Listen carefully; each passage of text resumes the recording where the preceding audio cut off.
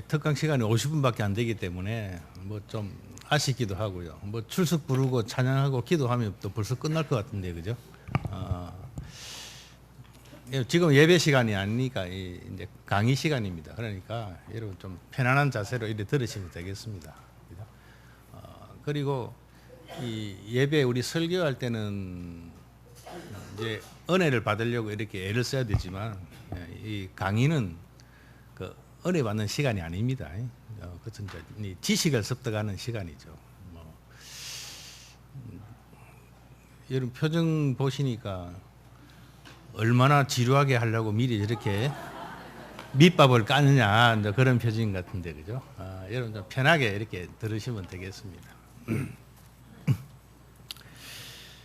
정규계 우리 502주년을 맞이해서 이 말씀과 문화라는 그런 제목을 가지고 50분 동안 강의를 하겠습니다. 그래서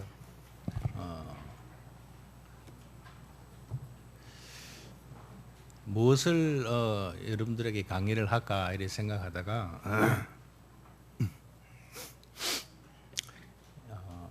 요즘 정치적으로도 그렇고 사회적으로도 그렇고 또 전 세계 정세도 그렇고 상당히 참 이렇게 혼란한 가운데 우리가 살아가고 있지 않은가.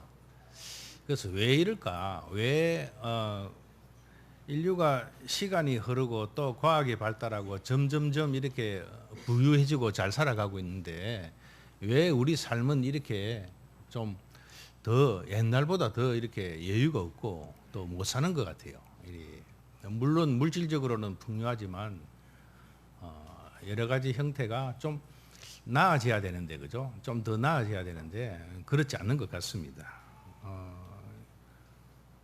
옛날에는 사람이 하나 죽어도 신문에 나면 참 그게 이슈가 되고 야 어떻게 죽었는가 어떻게 사람이 죽을 수가 있지 사람을 죽일 수가 있지 이렇게 생각을 했는데 요즘은 하도 이제 사람 뭐 죽이는 거는 그냥 별 일이 아니고 그죠 놀랬지도 않고 그죠 이제는 뭐 죽이다 안 되니까 이제 토막까지 내고 이제 그런 시대가 되어 버렸어요. 처음에 토막살이 나면은 얼마나 우리가 경악을 했습니까? 그죠? 사람을 어떻게 그냥 죽여도 사람 토막까지 낼 수 있느냐. 근데 이제 하도 그것도 많이 이제 사건이 나다 보니까 요즘은 또 토막 사건이 났다 그러면 몇 토막 냈지 이제는? 그죠? 이제 별로 대수롭지 아니하게 이제 우리도 그렇게 사고가 유스트가 돼 가는 것이에요. 그만큼 이제 사고가 잔인해지는 거죠. 이제는 뭐 토막 내다 지치가지고 이제는 뭐 합니까? 이제 믹스기에 갈아버리는 것이에요. 그죠?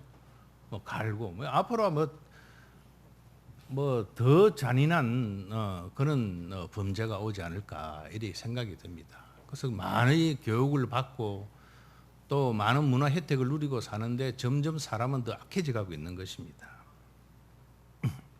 그래서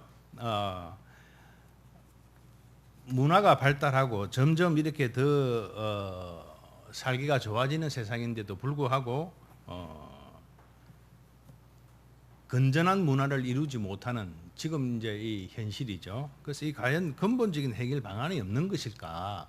왜 이러한 일들이 생겨날까? 이렇게 생각을 해보면서 나름대로 그 근본적인 이유를 성경을 통해서 한번 답을 찾아보도록 그렇게 하겠습니다. 자, 일단 그러기 위해서는 이제 문화가 말씀이라는 거 여러분 잘 아실 테고 하나님 말씀이죠. 그럼 문화는 무엇인가? 아마 여기 뭐 문학을 전공한 분도 있고 뭐 잘 인류학을 공부하신 분도 아마 계실 텐데요. 우리가 문화라는 것은 이렇게 일상화되어 있죠. 쉽게 이야기하면 우리가 뭐 음식 문화, 뭐 정치 문화, 또 뭐 장례 문화, 기부 문화, 뭐 시위 문화, 이 문화라는 단어를 굉장히 많이 쓰고 있습니다. 그래서 이 문화는 그냥 하나로 특정 지어져 있는 것이 아니고 수만 개의 요소로 이렇게 이제 이루어져 가고 있는데요. 그 토양의 어떤 그 형태와 또 환경 그리고 사람의 수와 또 기술 수준 이런 거에 따라서 이제 점점 문화가 달라지죠. 그래서 문화는 흔히 인간 집단의 생활 양식이다 이제 이렇게 정의할 수 있습니다. 그래서 문화는 인간의 독특한 생존 방식에 따라서 비롯되는데요. 그래서 문화란 무엇인가라고 질문을 한다고 한다면 인간이 무엇인가라는 질문과 동일하다고 이야기할 수 있겠습니다. 그래서 문화는 삶의 그 자체, 우리가 살아가는데 그 삶의 그 자체를 문화라 이렇게 할 수가 있습니다.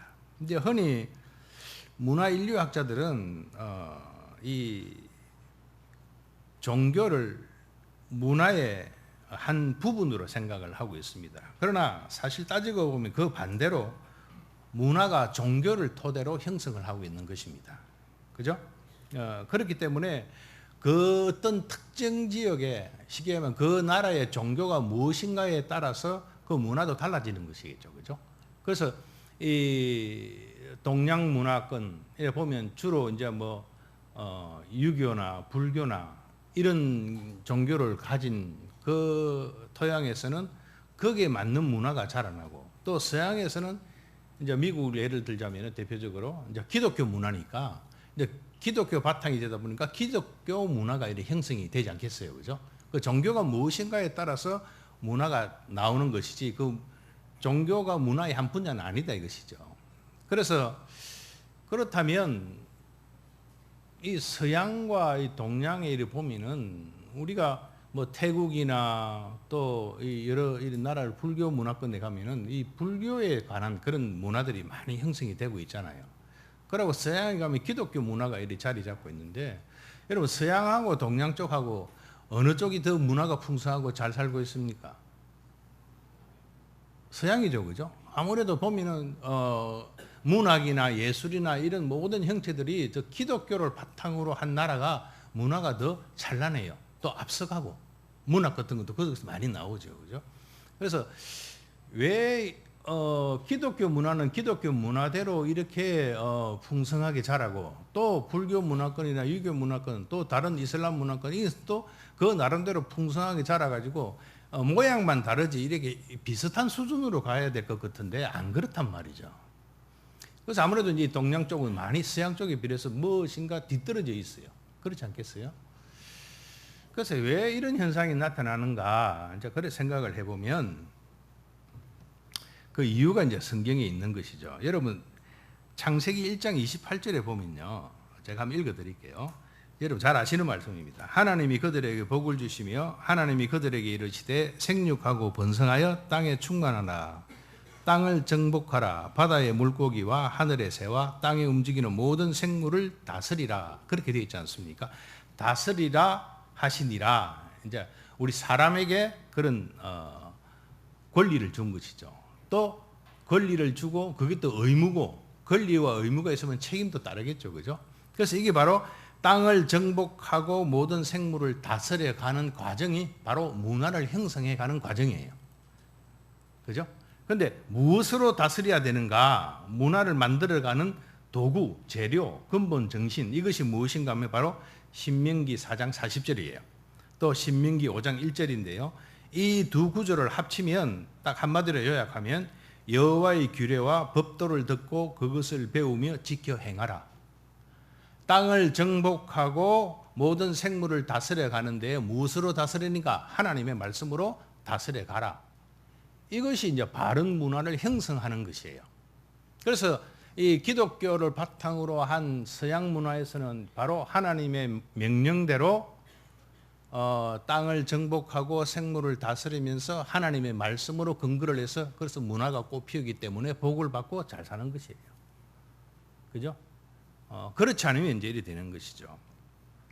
그래서 기독교 문화를 만들어가는 권리를 인간에게 주셨고 그 책임 또한 인간에게 있다. 즉 문화를 저희들이 만들어 가는데 그 책임 우리에게 있다 이것이죠. 그 권리를 우리에게 주신 것이죠. 그런데 우리가 그것을 이제 제대로 하지 않았을 때는 이제 문제가 생기는 것입니다. 그래서 이 문화가 팽창하면서 물질주의 그리고 쾌락주의라고 하는 그런 대표적인 문화도 함께 자라고요.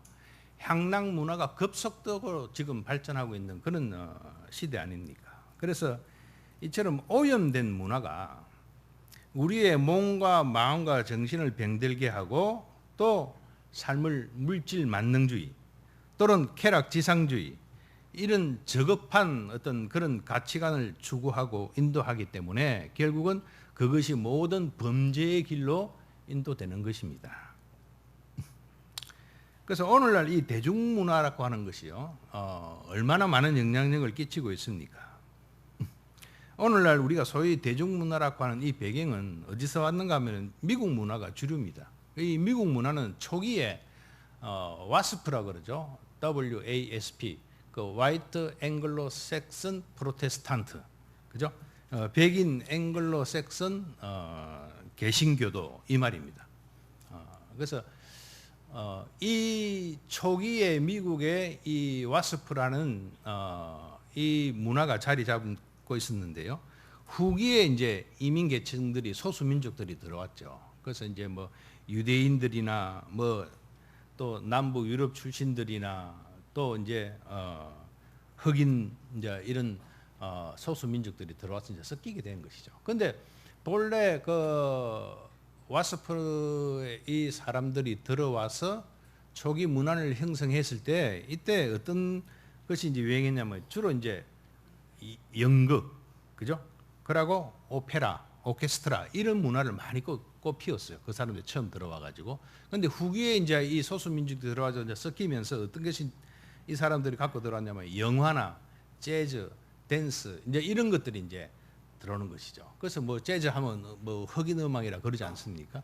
그래서 이런 초기 이민자들의 어떤 그런 대중문화와 후기 이민자들의 대중문화가 충돌이 생기면서 그것이 오늘 믹스돼 가지고 오늘날 전 세계적으로 이제 대중문화라는 이제 그런 것을 주류를 이루게 되었는데요.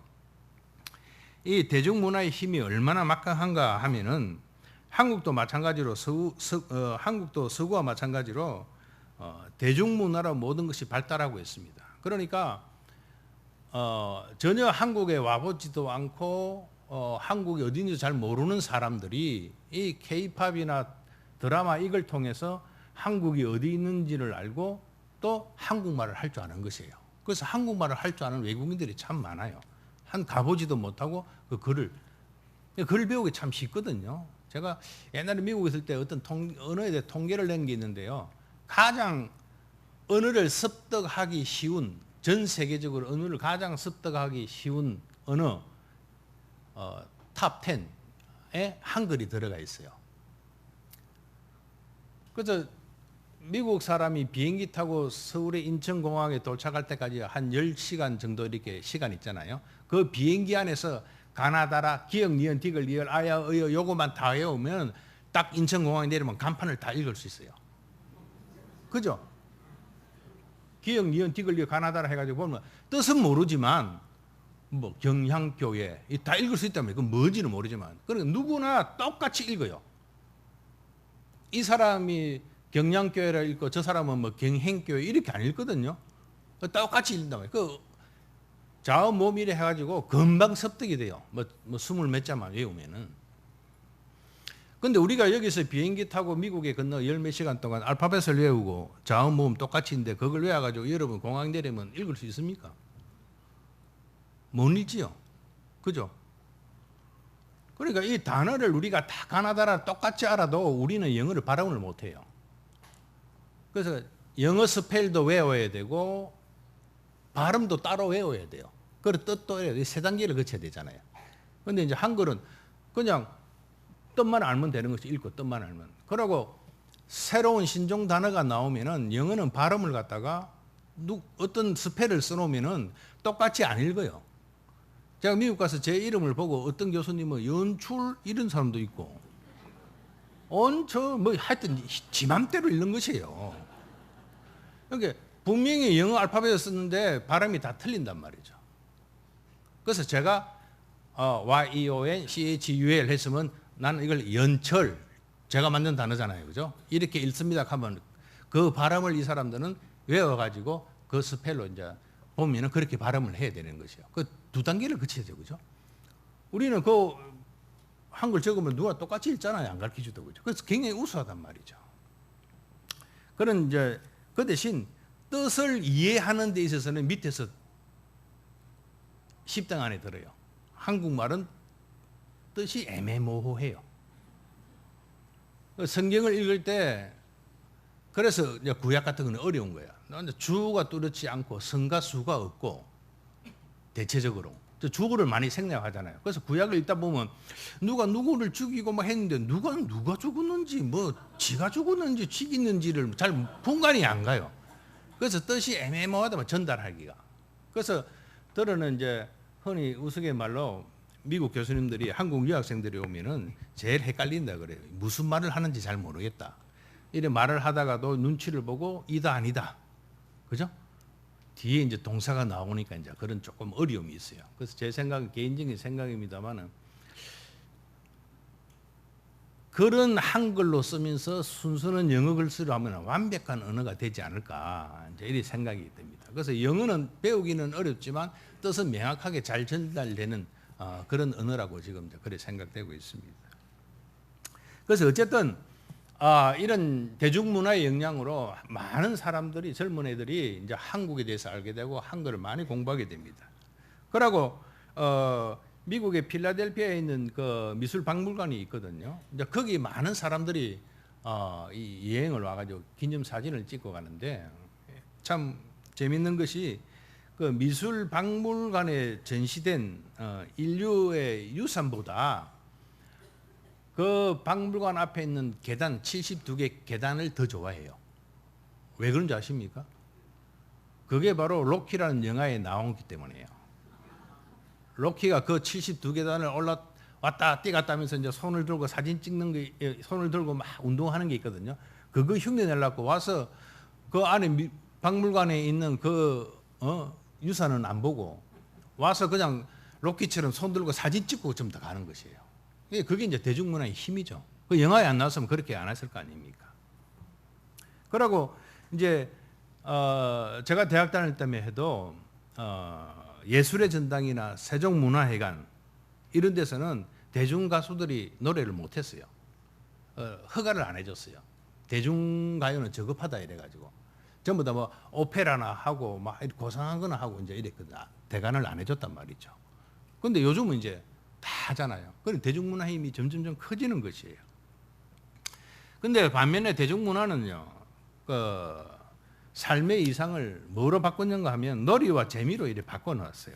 그래서 동서양을 막론하고 연예인과 스포츠 스타가 되는 것이 이제 각광을 받는 그런 인물이 되었죠.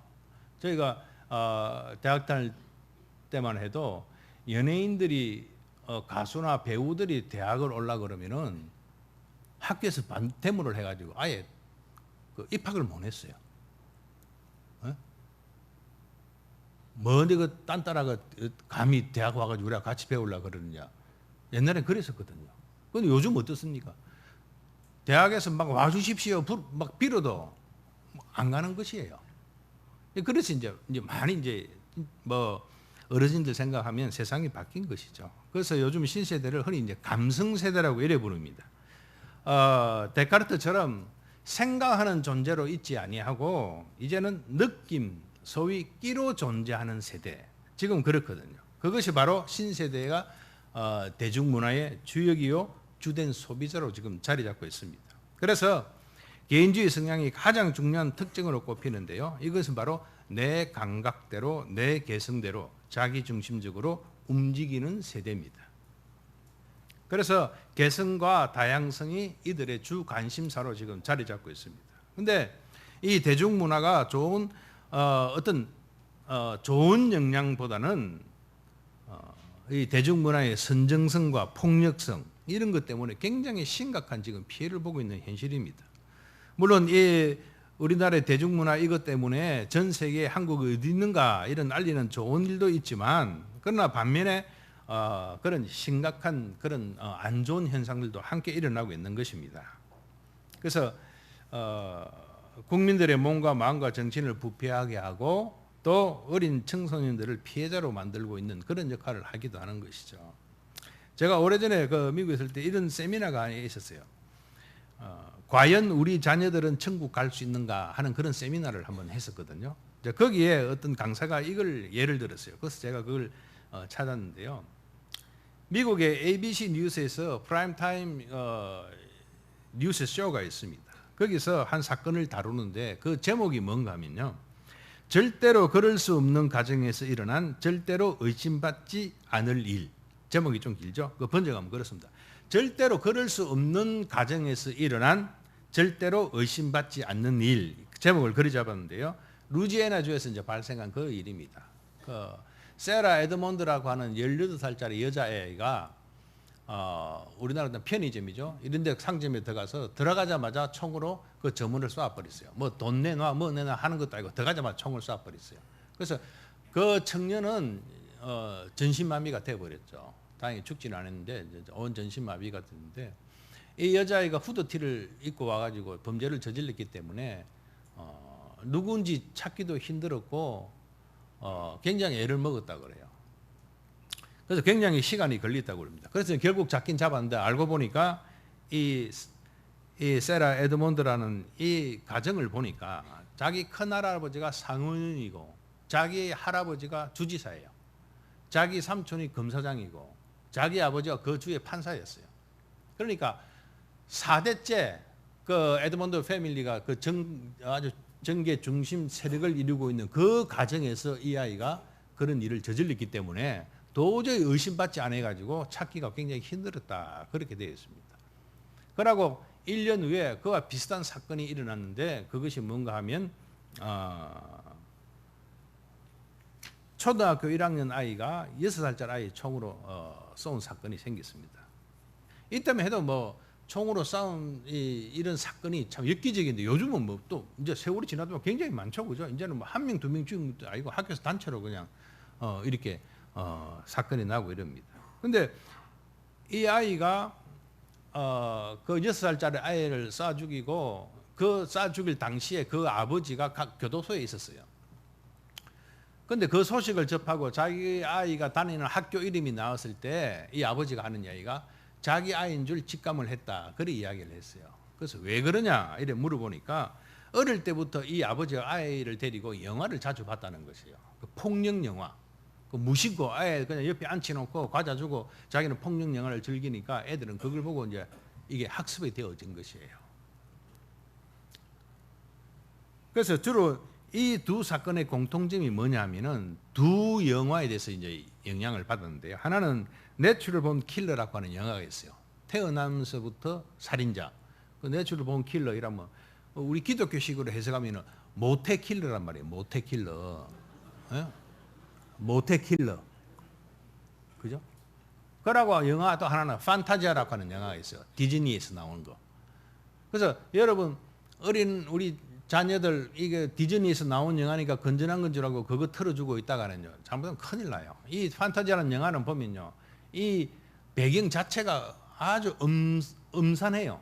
어두침침하고 거기서 이 미키 마우스가 도끼로 완전히 나무들을 산산조각내고 깨부수는 잔인한 그런 것이 나오거든요. 그거 모르고 교회 주일학교에서 그거 틀어주고 있는 것이에요. 디즈니 영화인 줄 알고. 그걸 보고 폭력성을 키우는 거죠. 점점. 그래서 이 두 영화 때문에 이 사건이 났다고 해도 과언이 아니다. 그리고 요즘 또 조커라는 영화 있지 않습니까? 이 모범 범죄가 생기는 거 그죠? 그래서 미국에서는 이 영화 상영하는 데마다 이 경찰들이 비상이 걸려가지고 있다고 그럽니다. 자, 이러한 현실에서 과연 문화를 이끌어가야 할 의무와 권리가 주어진 그리스도인들이 가져야 할 문화적 책임은 무엇인가 하는 것을 한번 고민해 볼 필요가 있습니다.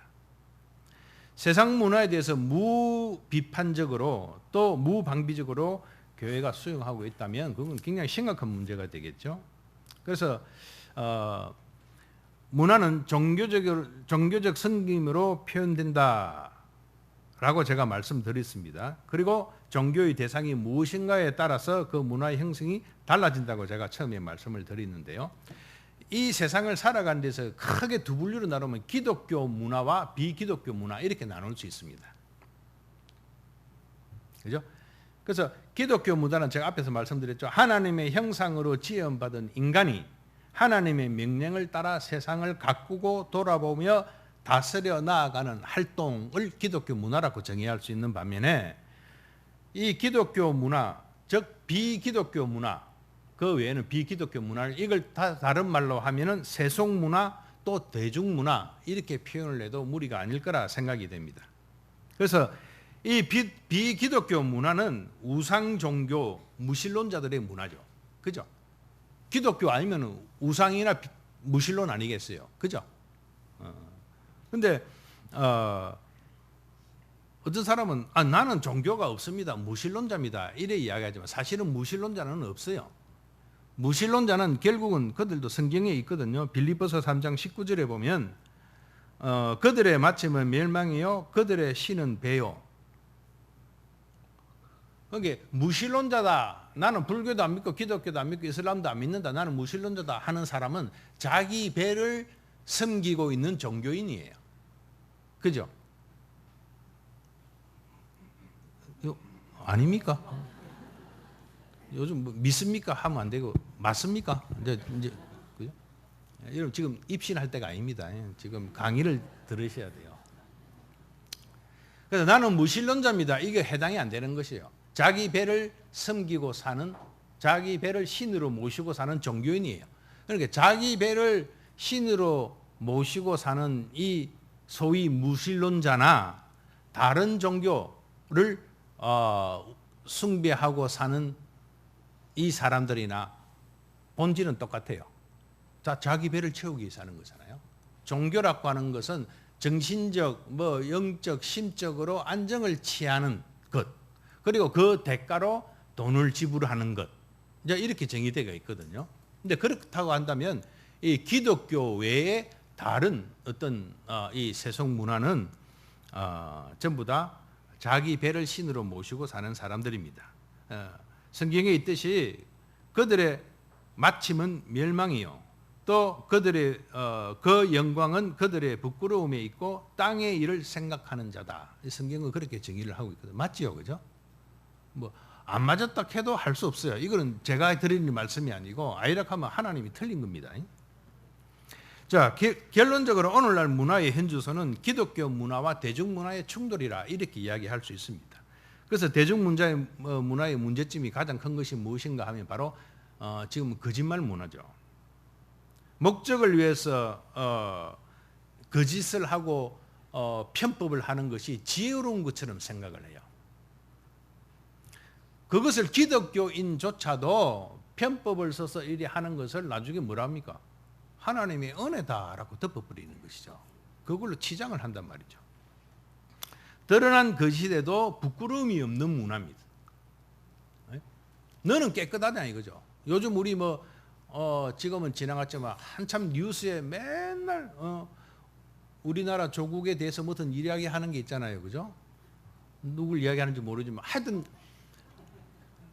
이제 왜 그렇게도 자신의 어떤 그런 것이 불합리하고 거짓이 드러남에도 그것이 버틸 수 있는, 왜 버티는가 하면 그런 걸 부끄럽게 여기지 아니하고 버틸 수 있는 문화가 형성되어 있기 때문에 있는 것이에요. 그런데 그런 거짓 문화에 도저히 그것을 갖다가 수용할 수 없는 그런 문화가 형성되었다고 한다면 그 하루도 못 빼기고 본인 스스로 물러나겠죠, 그죠?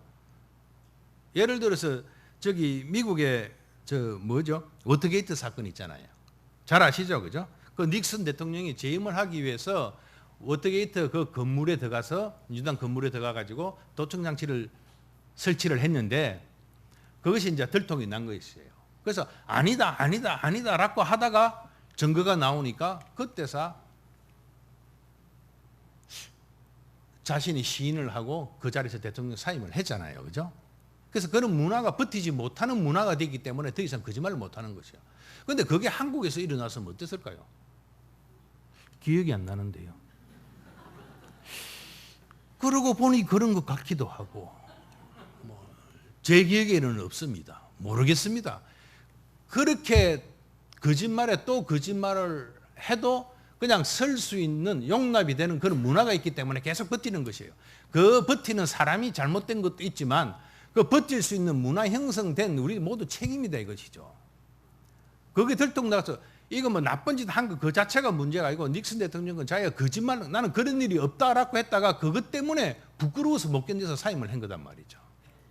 그런데 우리는 안 그렇잖아요, 그죠? 그럼 그래 나는 그렇다 치도 그럼 니는 내보다 깨끗하냐 이러니까 뭐 서로 도찐 개찐 아니냐 뭐 이래가지고 버티는 것이에요. 그런 문화가 아직까지는 저급한 문화에 이제 우리가 지금 있는 것입니다. 그러고 두 번째 하나 나는 것이 거짓말 문화 뭐 그런 거 많이 잖아요. 애들 뭐 특히 뭐 여기 계신 분은 절대로 그런 분이 안 계실 걸로 저는 믿습니다만 뭐 애들 뭐 초등학교 한 3, 4학년 되는데 목욕탕 데리고 가면서 뭐 유치원 다닌다 캐락하고 막 버스 탈 때 그죠? 운전기사 여시고 너 몇 학년이야? 큰데? 이러면 우리 엄마가 유치원 다니라 했는데요. 이제 이러. 그러면 그 돈 몇천 원, 돈 몇 푼 그거 아끼려고 애를 갖다가 완전히 죽이는 거예요. 우리 어머니가 권사님이고 집사님이고 이런데 이럴 때 돈 이거 아끼려고 거짓말 하는 것이 그것이 괜찮은 거라고 가르쳐 준 거잖아요. 그러면 애들이 나중에 커서 그것이 죄인 줄 모르고 그냥 하는 것이에요. 목욕탕 가가지고 그냥 뭐 그다란 놈이 들어가고 요즘 뭐 나이 이제 뭐 6살인가 이제 나이를 또 낮춘다면서요. 도저히 뭐 여자들이 목욕탕에서 겁이 내서 뭐 목욕을 못 하겠다. 큰 놈들이 와가지고 조그만들이 눈동자가 흐리지고 뭐 알 거 다 아는 것처럼 이래 보니까 애가 목욕할 생각을 안 하는 것이요. 뭐 물에 떠가지고 동동 떠고 볼 거 다 보고 막. 그 나이를 낮추자 애들이 이제 성숙해지니까 이제 점점 되는 거예요. 그런데 애들이 빨리 깨는 것이요. 뭐 텔레비 보고 옛날에는 우리 드라마 같은 거 보면요 주인공이 뭐 키스하고 이런 거 없었어요. 그냥 뭐 이러다 보면 뭐 하미 밑으로 쓱 내려가고 뭐 알아서 상상하고 막 이랬거든요. 요즘은 뭐 굉장히 노골적이에요. 이제 그런 걸 자꾸 이제 보다 보니까 그 대수롭지 않는 그런 문화가 이제 형성이 된 것입니다. 그 다음에 대중문화의 문제점 또 하나 제가 생각해 사명감이 없는 것이죠. 자신의 일에 대한 사명감보다 돈에 더 가치를 두고 있는 것이에요. 그런데 그것이 바로 이제 지 배를 신으로 섬기는 사람 똑같은 것이죠. 그래서 제가 요즘 살아가는 사람들이 여러분 그 링컨 대통령이 하신 말씀 기억납니까? Of the people, by the people, for the people. 그죠? 그래서 제가 그걸 변형을 해서 of the money, by the money, for the money. 돈에 의한, 돈을 위한 이제 이렇게 살아가는 그런 세대입니다. 그래서 돈을 목적으로 하니까 그 일에 즐기지를 못하는 것이죠. 하루 종일 내가 못 죽어서 이거 하지 막 하는 거예요. 그러니까 뭐가 없습니까? 장인 정신이 없는 것이에요. 장인이 안 나온단 말이죠. 내가 뭐 하나 대박 치면 내가 이거 때려치우고 말지 내가 더러워서 못 한다. 내가 뭐 못 죽어서 한다 그러고 막 이게 장인 정신이 없는 것이에요. 자기 일에 대한 자부심이 결여되다 보니까 우리나라는 백년 가게가 없단 말이죠. 그죠? 일본에만 해도 백년 가게가 얼마나 많아요. 뉴스 많이 보시죠. 그죠? 자기 아들이 동경대학 나와가지고 자기 아버지가 하는 부친이 하는 우동 가게 스시 이걸 물려서 할아버지 때부터 물려서 받는단 말이죠. 그죠? 그러니까 너는 공부를 잘해가 네 하고 싶은 뭐 법학 공부했으면은 최고 좋은 학교 나와가지고 공부했으니까 그래 됐고 그럼 아버지 가업을 이어받아라. 그러니까 동경대학교 나와가지고 스시 만들고 우동 만드는 것이에요. 근데 그 사람이 내가 할 게 없이 이거 한다 그래 했겠어요? 얼마나 일에 대한 자부심이 있냔 말이죠. 그죠? 그러니까 몇 대를 이어가다 보니까 이 장인 정신이 깃든 가게들이 많은 것이에요. 그래서 인류 선진국이 된 것이에요. 네? 그 허물어져가는 그 집을 그대로 이렇게 자기 일에 대한 사명감이 있죠. 즐기는 것이죠. 그런데 우리는 어떻습니까? 거꾸로.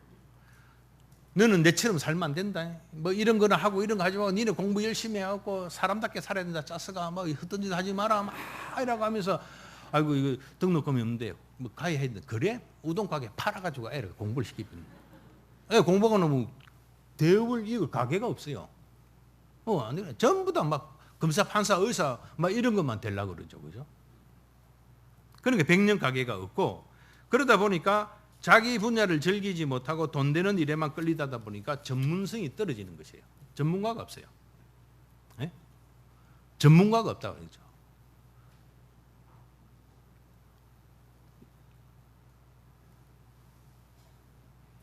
제가 요즘 종편 드라마가 아니라 뉴스 보면은 패널들이 많이 나오잖아요. 그죠?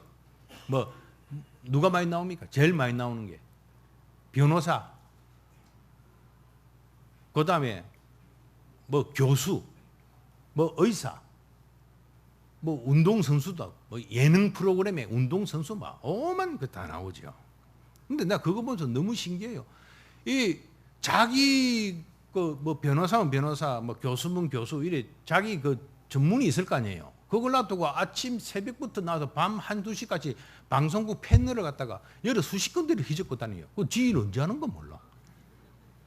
변호사면은 누가 사건을 맡아서 돈 수집하면 그 원고라도 하나 더 읽고 어떤 변론을 하겠다 그거 연구 안 하고 그건 또는 밑에 애들 시켜놓고 아래 것들 시키고 그냥 자기는 막 댕기면서 돈 버는 것이야. 뭐 라디오 프로그램 맡고 뭐 맡고 연예인 되려고 뭐 얼굴 알고 난리가 나는 거죠.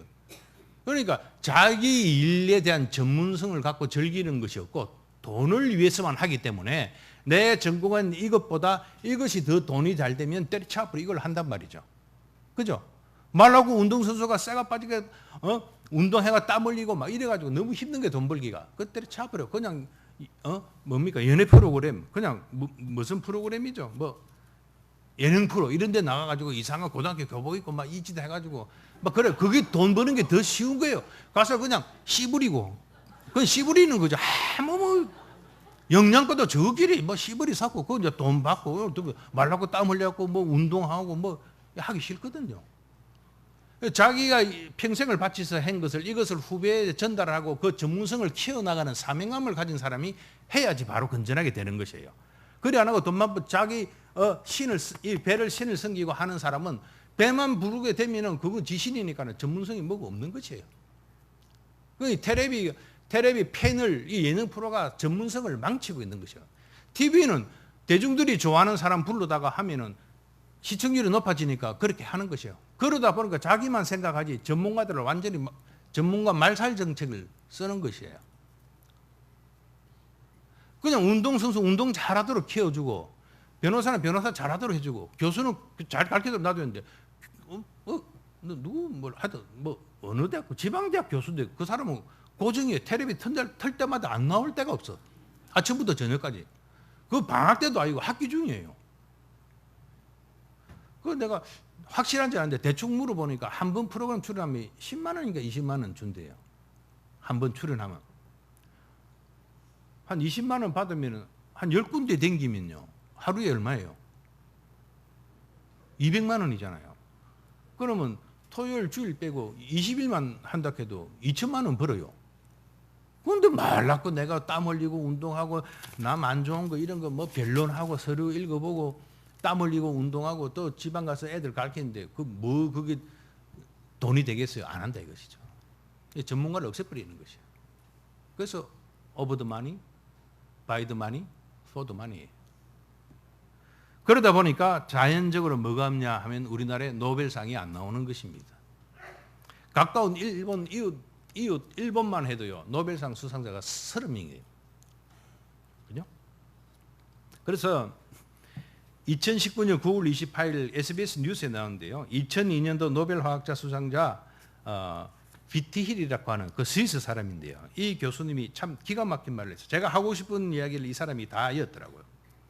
노벨상 집착은 한국 과학계의 비극이다. 이래 이야기했어요. 이 사람은 원래 운동선수였어요. 운동선수인데 어떻게 체육에서 그렇게 분야가 바뀌었느냐 이래 물어보니까 갑자기 어떻게 화학으로 바뀌냐 물어보니까 자기가 운동선수인데 좀 더 기록을 잘 내기 위해서 어떻게 하면 기록을 잘 낼까 운동을 하다 보니까 그러면 산소를 많이 몸에 들여야지 기록이 잘 나온다. 당연한 거 아니겠어요. 그죠? 그러다 보니까 근육도 있어야 되겠다. 이래 연구를 하다 보니까 이렇게 그냥 되었습니다. 이래 이야기를 하는 거예요. 즐기다 보니까 전문가가 되고 전문가가 되다 보니까 노벨상이 나오는 거죠. 그 결과로 나오는 것이거든요.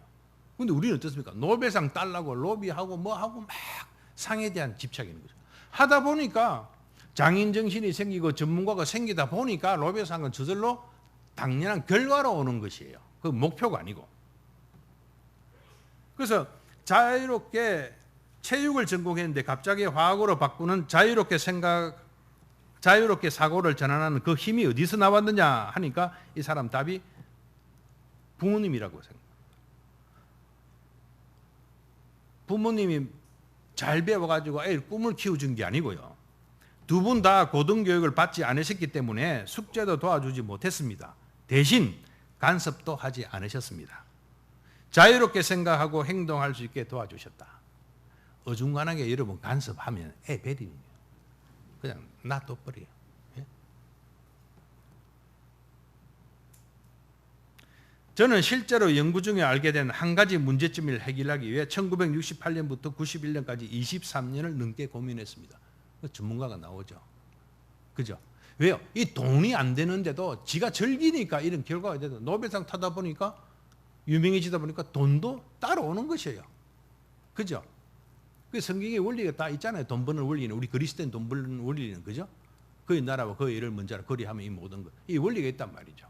노벨상 따면 돈이 될 것이다 해가지고 한 것이 아니고 하다 보니까 노벨상 따고 그러다 보니까 돈이 들어오는 것이에요.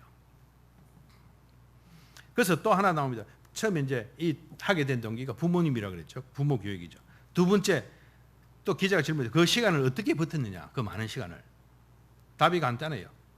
즐겼기 때문입니다. 자기 일에 대한 즐거움이라 이거죠. 돈이 되냐 안 되냐 이거로 따지는 게 아니고요.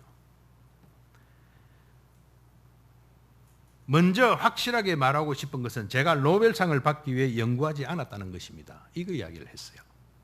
그래서 이 사람이 하는 이야기가 노벨상을 받기 위해서 연구를 해야 한다면 그것은 참으로 끔찍한 일이 될 것입니다. 가을이 되면 노벨상 때문에 전 세계적으로 노심초사하는 과학자들이 참 많습니다. 안타깝게도 다수는 상을 받지 못합니다. 그리고 그들은 적어도 한 달가량은 우울하게 지냅니다. 그런 식으로 과학은 그런 식으로 접근하면 안 됩니다. 즐거워야 합니다. 노벨상을 받기 위해서 노벨상에 대한 집착을 버려야 합니다. 그 이야기를 했습니다. 그래서 한국 정부와 국민은 노벨상이라는 성과에만 집착하는 경향이 있다. 수단과 방법을 가리지 않고 네가 검사되고 판사되고 뭐가 되고 해가지고 잘 살아라 이거잖아요. 우리가 지금요. 그에 대한 굉장히 참 좋은 일침이에요. 그래서 이게 대한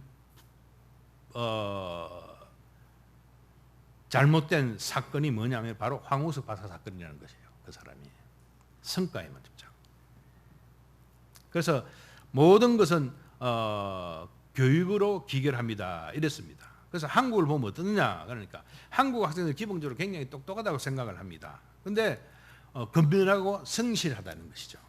그런데 10살짜리 아이가 자정까지 성실하게 사교육에 시달리는 걸 보고 자기는 충격을 받았다.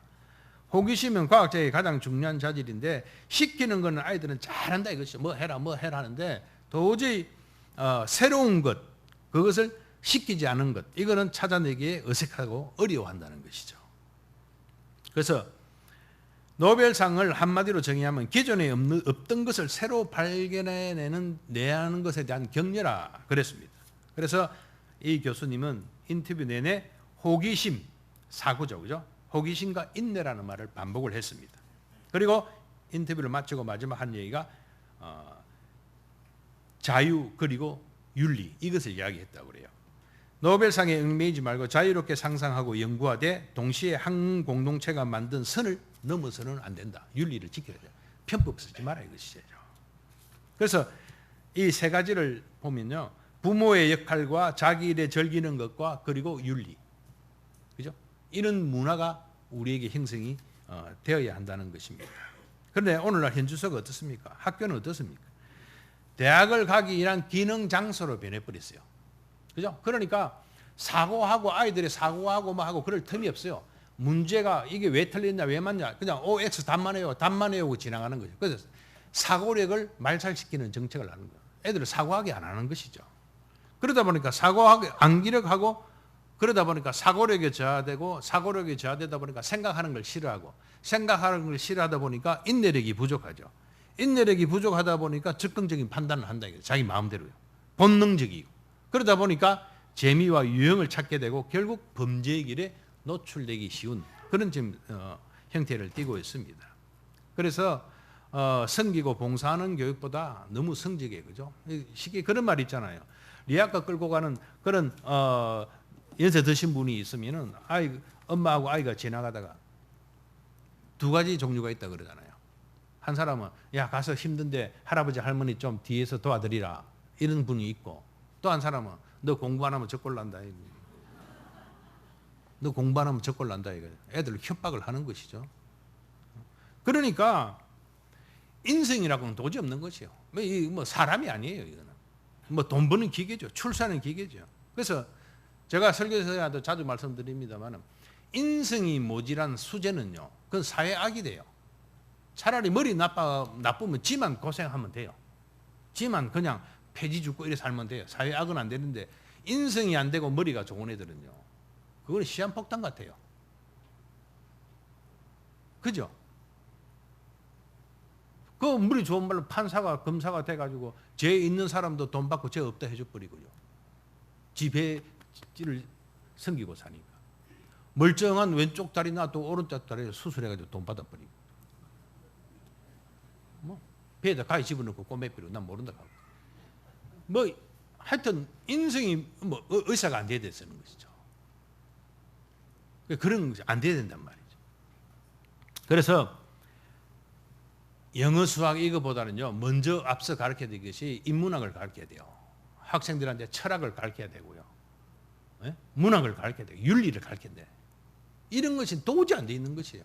그냥 기계만 만드는 것 같아요. 기계만. 영어 잘해갖고 뭐 하랍니까 여기서. 물론 필요한 부분도 있죠.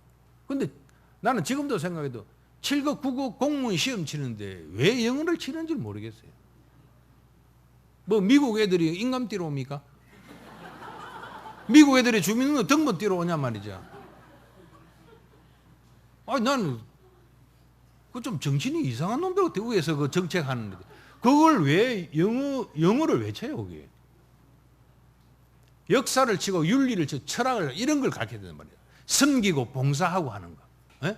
공무원이면 섬기는 자세로 와야 될 거 아니에요. 그런 거는 하나도 안 가르치고 나는 이제 출세가 돈 버니까 이제는 뭐 철밥통이니까 뭐 2층에 올라서 침이나 맞아 샀고 막 쌍꺼풀 수술해 살고 뭐 그런 자기 일에 대한 자부심이 없이 이것만 섬기다 보니까 그런 부분 지금 특이하게 모르겠어요. 다른 나라는 우리나라만 희한해요. 왜 그런가 생각하니까 아예 지금은 이제 미국은 뭐 400년이 지나가지고 그렇지만 200년 동안은 짱 비슷한 정신이 있었잖아요. 그죠? 청교도 정신이 있었어요. 그래 바로 잡는데요. 우리는 유교 플러스 불교 플러스 기독교 이 짬뽕이 된 거예요. 이게 막 믹스가 돼가지고 이상한 교가 나오는 거예요. 이게. 그래서 거기서 기독교 문화의 어떤 틀을 우리가 해야 될 그럴 책임이 있단 말이죠. 앞으로 우리 젊은 우리 청년들과 학생들도 그런 자부심이 있어야 됩니다. 기독교인으로서. 예? 내 혼자만 잘 먹고 출세하겠다 이것이 아니고요. 영어 공부 열심히 해가지고 공무원 되면 뭐 하겠습니까? 그래서 이웃을 섬기는 교육이 필요합니다. 그래서 내가 공부 열심히 하고 가지고 높은 데 있어가지고 가만히 있으면요. 무능력 해가지고 낮아져 있는 것 같고 힘없기는 마찬가지예요. 교만해가지고 높아지고 있으면 힘없기는 마찬가지예요. 그것이 떨어질 때 낮아질 때 힘이 나오는 것이에요. 양수발전이라는 거 알잖아요. 그죠? 물을 낮은 데서 높은 데로 끌어올려고 떨어뜨릴 때 전기가 나는 거 힘이 나는 거란 말이죠. 그래서 낮아지기 위해서 높아지는 것이에요. 그래서 많이 배우고 공부하고 가지고 그것을 내려놓을 때 그것을 이웃을 위해서 쓸 때 섬길 때 버릴 때 그때 힘이 생기는 것이에요. 그냥 높아져가지고 내 잘났다고 가만히 있으면 그건 교만한 거죠. 그 교만한 것과 능력이 없어서 밑에 있는 것과 힘 없기는 마찬가지예요. 위치만 다르지 힘 없는 건 마찬가지단 말이죠. 떨어질 때 파워가 생기는 거잖아요. 그래서 공부해서 남주려야 되는 것이에요. 남주기 위해서 공부한단 말이죠. 그런 섬김의 어떤 봉사정신이 있어야 돼요. 그래야 전문성도 생기고요. 장인정신도 생기고 그러다 보면 노벨상도 받게 되는 거란 말이죠. 우리 교육이 지금 참 절단이 났어요. 지미 카터 대통령 아시잖아요. 얼마 전에 뉴스 보니까 그분이 무주택자의 집 짓는 걸 갖다가 봉사를 해요. 그러고 주일학교 교사 일주일에 한 달에 2번씩 주일학교 교사도 하고 집 짓는 봉사도 하는데 내일 집 짓는 봉사 모임이 가야 되는데 오늘 넘어져가지고 머리를 꼬맸어요. 연세가 90이 넘었어요. 그런데도 집 짓는 거 그거 가기로 약속했으니까 머리 꼬맨 채로 팅팅 부하고 반창고 이를 붙여갖고 나오신 것이에요. 참 그거 대단하지 않습니까? 그죠? 그런 정신을 갖고 있는 봉사하고 섬기고 자기 전문에 자부심이 있고 이런 분들이 대통령을 해야 나라가 잘 사는데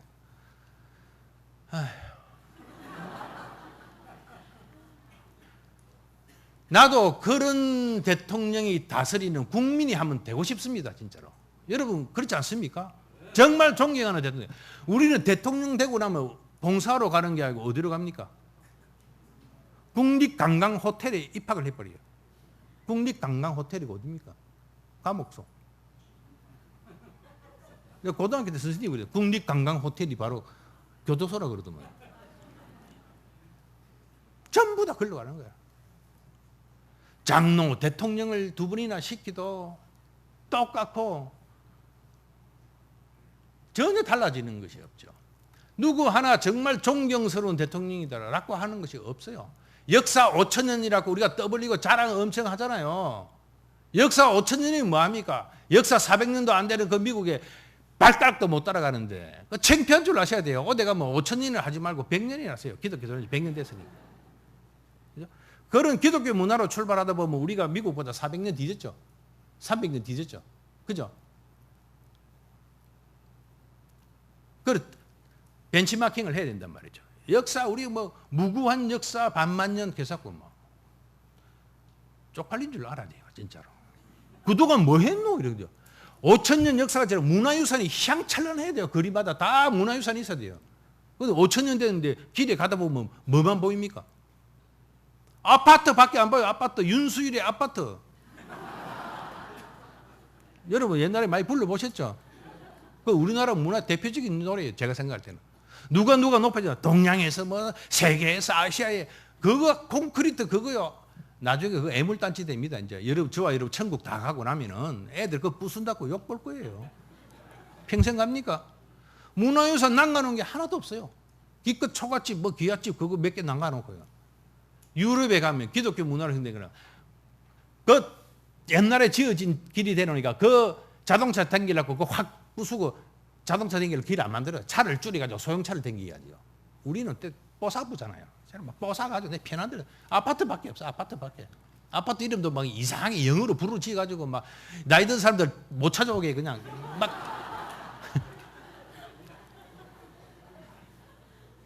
그러니까 이게 5,000년 됐는데 볼 게 하나도 볼 게 없어요. 그 자랑하지 마세요. 어디 가서 창피한 줄 아셔야 돼요. 역사 반만년 된 400년 된 미국보다 못하잖아요. 그래도 미국이 200년 동안은 굉장히 퓨리탄은 굉장히 엄격한 사람이라는 뜻이에요. 너무 엄격한 사람. 200년 동안 거려오다가 이제 200년은 이제 다른 문화권이 막 들어왔죠. 이슬람도 들어오고 뭐 들어오고 이러다 짬뽕이 돼버렸죠. 그래서 굉장히 이제 심각한 범죄들이 굉장히 미국에 많이 일어나는데요. 그래도 그 기초가 그 파일이 뭐냐 하면은 그래도 청교도가 버티고 있기 때문에 그래도 관성의 법칙에서 이제 본래 돌아온단 말이죠. 어느 정도 가다가도. 우리는 끝이 없어요. 돌리면 휙 돌아가 버립니다. 유교, 불교, 기독교 아무것도 없으니까 지금. 그런데 심각한 가운데 있어요. 그걸 모르고 계속해서 거기에 우리가 대중문화에 이끌리는 대로 우리 기독교인들도 함께 그냥 거기 탑승을 해가지고 그저 누가 잘하나. 우리는 하나님을 신으로 섬기는 사람들이지 저들처럼 배를 신으로 섬기고 사는 사람들이 아니잖아요. 그죠? 한 분만 동의를 하시고 그래서 시간이 조금 간데 5분만 더 해도 되겠습니까? 예? 그러니까 여러분 5분 더 하고 10분 쉬고 이제 10분 늦게 집에 가시는 것이에요. 괜찮습니까? 15분은 잘 아시죠? 102명이 메이플라워 홀을 타고 영국에서 이제 자유와 신앙을 찾아 이 사람들이 왔습니다. 그래서 이 사람들 102명의 플라워 홀 타고 온 사람들이 필그림 파더즈라고 불러요. 초기 이민 정착자들. 이 중에 41명이 서약을 했어요.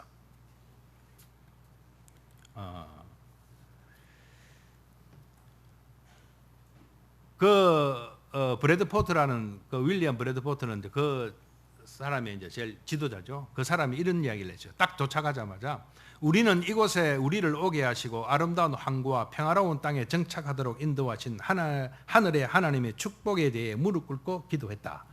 그래서 도착하자마자 이 사람들이 한 것이 뭐냐면 자기가 살 집을 짓기 전에 뭘 지었어요?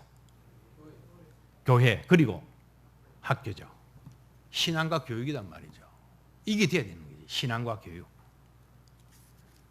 그래서 그 이후에 이제 계속해서 이제 한 1630년까지 그 10년 동안 한 18,000명이 이주를 해왔습니다. 그래서 1630년도에 보스턴에 와서 건설한 대학이 바로 하버드 대학이에요.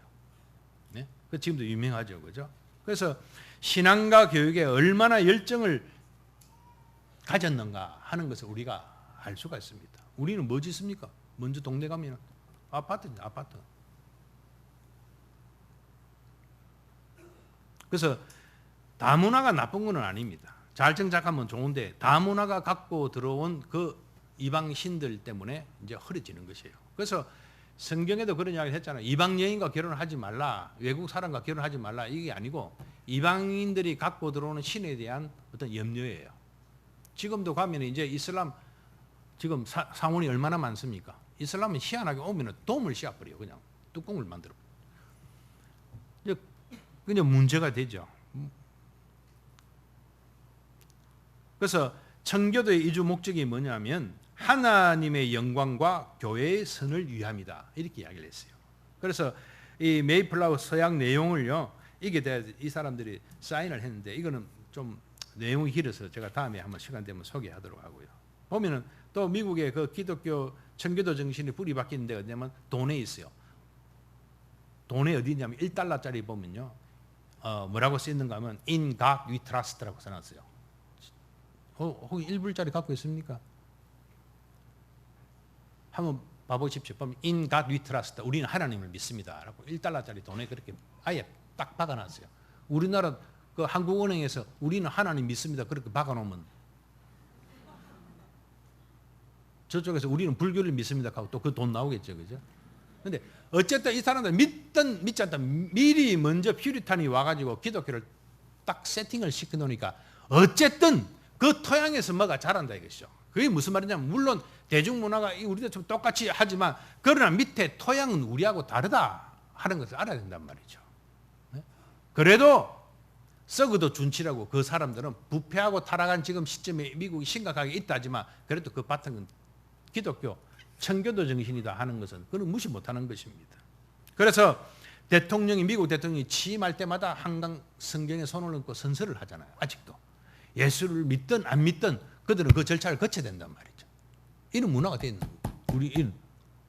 우린 주일 성수도 하나 안 되잖아요. 전에 제가 말씀드렸죠. 장로 대통령을 2분이나 세워놨으면 다른 거는 정치를 하고 뭐 도덕질 그거는 뭐 저 세상이니까 우리는 모른다 치더라도 그래도 기독교 역사적으로 남길 만한 사건이 하나도 없어요. 다른 건 아니고 주일에는 국민의 실권리가 있으니까 주일만큼은 국가 자격증 시험 보지 마라. 국민의 실권리를 주일날 안 치고 토요일날 시험 치면 될 거야. 이제 이틀 노니까. 그거 하나라도 해놓고 나왔으면은 다른 건 몰라도 교회 사적으로 장로로서 정말 가치 있는 일을 한 거 아니겠어요? 주일 성수할 수 있도록 만드는 거예요. 지금 왜 그러냐? 우리 기독교 100년이 넘었는데요. 지금도 이런 우리 중고등부 맡은 우리 교육자님들 아마 고민할 것입니다만 중고등학교 애들이 와가지고 대학생들이 와가지고 아니 목사님 전도사님 나 주일날 토플 시험 쳐야 돼요. 주일날 뭐 자기 시험 쳐야 되는데 어떻게 하면 좋아요? 예배 드려야 돼요? 시험 안 쳐야 돼요? 그럼 당연히 전도사님 목사님이 뭡니까? 아니 그게 뭐 중요해? 예배 드려야지 하나님 따라서 해주실 거야. 지일 아니니까 그렇게 쉽게 이야기할 수 있어요. 궁극적으로 거기 맞을지는 몰라도 그래 이야기하는 원론적인 것만 해고 그 아이들이 그걸 몰라서 물어봤겠어요? 이미 알고 물어보는데요. 그걸 고민할 세대가 아니란 말이죠. 지금은 당연하게 주일 성수할 수 있도록 우리들이 만들어 놨어야 되는데 그걸 못 만들어 가지고 지금도 대를 물려서 주일만 되면 애들이 시험 치어야 되느냐 말아야 되느냐 이런 걱정을 하게 만드는 걸 창피한 줄 알아야 된다고요. 어떤 주일 쉬는 문화를 하나 못 만들어 놓은 거죠. 그걸 누가 국회에서 야당이고 여당이 놀작하는데 반대하는 놈은 없습니다. 그죠? 주일 놀작하는데 그거 하나라도 좀 해놨으면 되는데 뭐 그리 바쁘신지 그걸 안 해놓는 거죠. 앞으로 여기서 여러분 장관이 되고 대통령이 나오실 분도 있을 거 아니에요. 그때까지 안 돼서 그거 하나 좀 합시다. 인간적으로 그거 하나만 해도 그죠? 그 아이들의 그 고민을 준단 말이죠. 네? 그거 하나도 안 돼 있으면 어떻게 되겠어요? 그래서 우리가 미국을 벤치마킹을 해야 됩니다. 그래서 해결책은 무엇이냐? 청교도 신앙과 교육이다. 이걸 다시 한번 말씀드립니다. 그래서 우리가 교육을 시켜야 될 것은 첫 번째 가정이죠. 가정의 부모의 책임은요, 성경에 신명기 출애굽기에 엄청 나와 있어요. 자녀의 교육의 제일 첫 번째 일타수가 부모예요. 가정교육 시키는 거. 인성교육을 시키는 거죠. 신앙을 바탕으로 하는 인성교육. 그죠? 사고하게 하는 교육. 네가 왜 태어났냐? 존재에 관한 질문. 나는 누구인가? 죽어서 어디로 갈 것인가? 이런 거. 그리고 인생의 목적에 관한 질문. 네가 이렇게 열심히 공부하고 네가 인류대 가는 이유가 뭐냐? 네 고시치는 이유가 뭐냐? 이걸 한번 물어보란 말이죠. 그냥 안 되는 놈 억지로 막 고시패스라 해가지고 막 그거 안 되니까 또 편법으로 하고 뭐 만들어. 안 되는 걸 억지로 하면 그 편법 되거든요. 근데 그런 걸 성경에도 보면요. 생각하라, 기억하라, 사고하라죠. 이것이 546번 나옵니다. 제가 찾아보니까. 하나님이 하신 명령이거든요. 그리고 감사하게 가르치는 거. 그 다음에 두 번째 할 일이 교회예요. 교회 교육이에요. 말씀 교육이죠. 일주일에 한 번씩 아이들 와서 그냥 예배하는 걸로 상당히 부족하죠. 그죠? 일주일 동안은, 엿새 동안 세상의 문화에 휩쓸려갖고 한 번 떼뺏기는 걸로 안 된다 이것이죠. 그죠? 그래서 교회에서 다 할 수는 없어요. 그러니까 이 신앙교육을 부모가 해줘야 된단 말이죠. 부모가 하는 척이라도 해야 되는 거죠. 아이들 퇴근하고 아이들 학교 마치고 올 시간 되면은 일부러라도 기도하는 척이라도 해야 되면 효과가 있어요. 아, 얘가 지금 올 때 됐네. 아이고, 내일 개돈 어떻게 막지? 아이고, 뭐 참, 내일 우리 뭐 먹으러 가지? 뭐 어쩌고, 뭐. 왜 이래? 이제 안 들리게 막 입만 우는 해도 아이가 보고, 아, 우리 엄마 기도하는구나. 나를 위해서 기도하는구나. 내 학업을 위해서 기도하는구나. 애가 보고 감격을 할 거 아니에요. 흉내만 내줘도 애들이 감격을 한단 말이죠. 오늘 야, 너 몇 등 했어? 너 뭐, 성적표 내봐. 아이고, 인간아, 누구 닮았어, 임마. 그 다음에 하는 것이 학교입니다. 학교에서 인격과 지식교육을 시키는 거잖아요. 지식교육, 인격. 근데 미안합니다. 이거 저 선생님들 계시죠? 죄송합니다. 뭐, 제가 경복 여고 여상 이는 그래도 그나마 우리가 신앙을 갖고 가르치기 때문에 그래도 이상적인 교육을 하는 것이. 그렇지 않은 데는요. 인격 교육도 안 시키죠. 아이들. 사람 데리고 인격 교육 시키다가는 지가 인격 당해버려요. 예?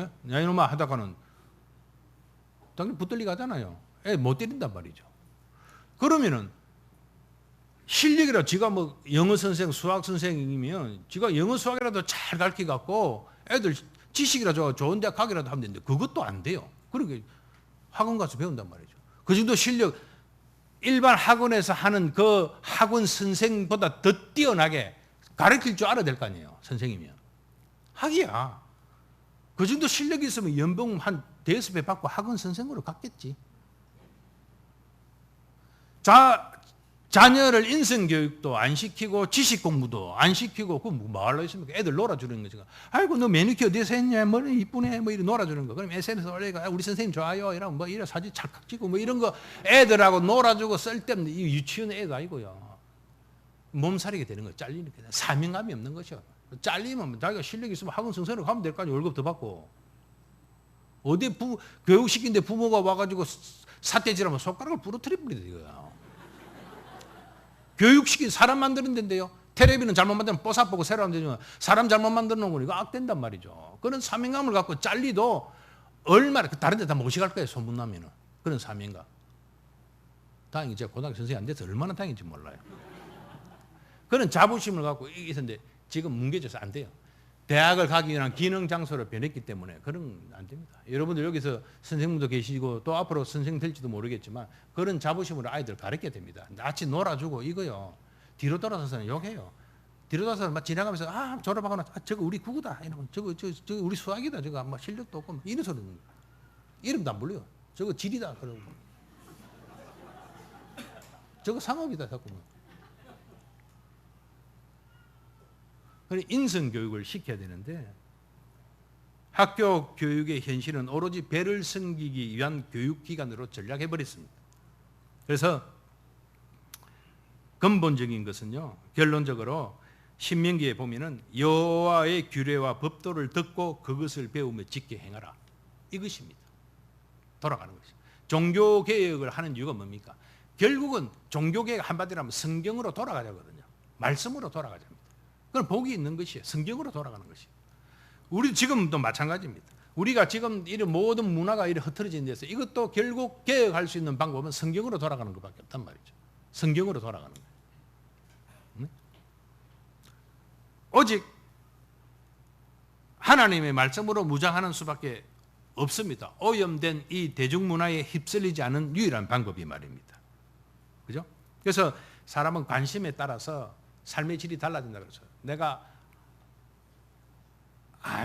위암이 생긴 사람은요, 어디에서 어디 막 하면 그냥 음식만 봐도 위암에 관한 것만 봐도 간판도 위암 전문만 보이고 다 그래요.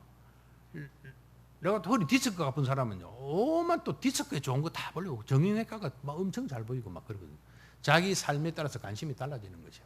이런 문화에 대한, 기독교 문화에 대한, 하나님의 말씀에 대한 관심을 갖고 있으면 자녀를 교육시킬 때나 내가 학업을 공부할 때나 직장을 할 때나 비즈니스 할 때나 모든 것이 그런 문화에 젖어서 하게 되는 것입니다.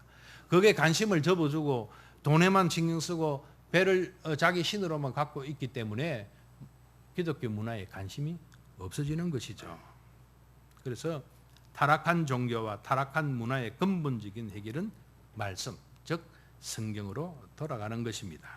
그래서 초기에 필그림 파더처럼 교회와 학교 교육에 전념하고 또 부모님들이 관심을 가지고 신앙교육에 전념을 해야 올바른 기독교 문화를 형성할 수 있다. 이렇게 말씀을 드릴 수가 있겠습니다. 말씀 마치겠습니다. 감사합니다.